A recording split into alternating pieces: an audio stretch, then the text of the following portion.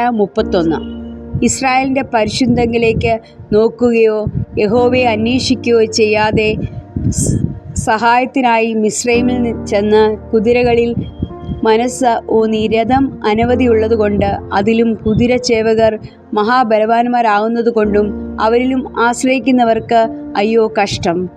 എന്നാൽ അവനും ജ്ഞാനിയാകുന്നു, അവൻ അനർത്ഥം വരുത്തും, തൻ്റെ വചനം മാറ്റുകയില്ല.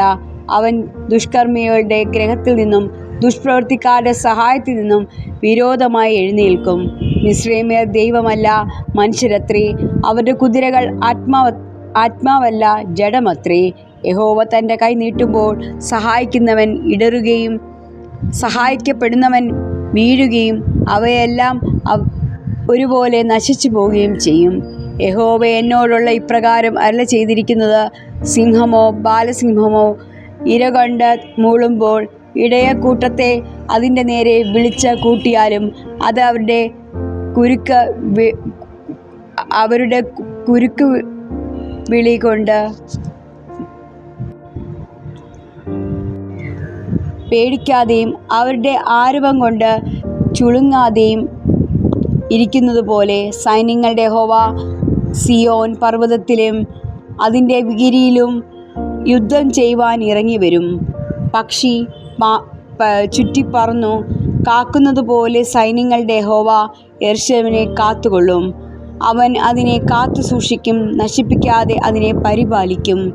ഇസ്രായേൽ മക്കളെ, നിങ്ങൾ എത്ര കഠിനമായി മത്സരിച്ചു ത്യജിച്ചു കളഞ്ഞവൻ്റെ അടുക്കലേക്ക് തിരിവിൻ. അന്നാളിൽ നിങ്ങൾ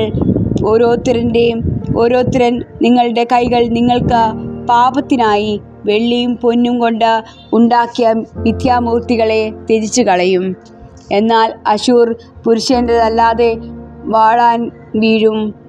വാളാൽ വീഴും, മനുഷ്യൻ്റേതല്ലാതെ വാളിന് ഇരയായിത്തീരും. അവൻ വാളിന് ഒഴിഞ്ഞ് ഓടിപ്പോയാൽ അവരുടെ യൗവനക്കാർ ഊഴിയ വേലക്കാരായിത്തീരും. ഭീതി ഹേതുവായി അവരുടെ പാറ പോകും, അവരുടെ പ്രഭുക്കന്മാർ കൊടികൊണ്ട് നടുങ്ങിപ്പോകും. എന്ന് സിയോനിൽ തീയും യെരൂശലേമിൽ ചൂളയും ഉള്ള യഹോവയുടെ അരുളപ്പാട്.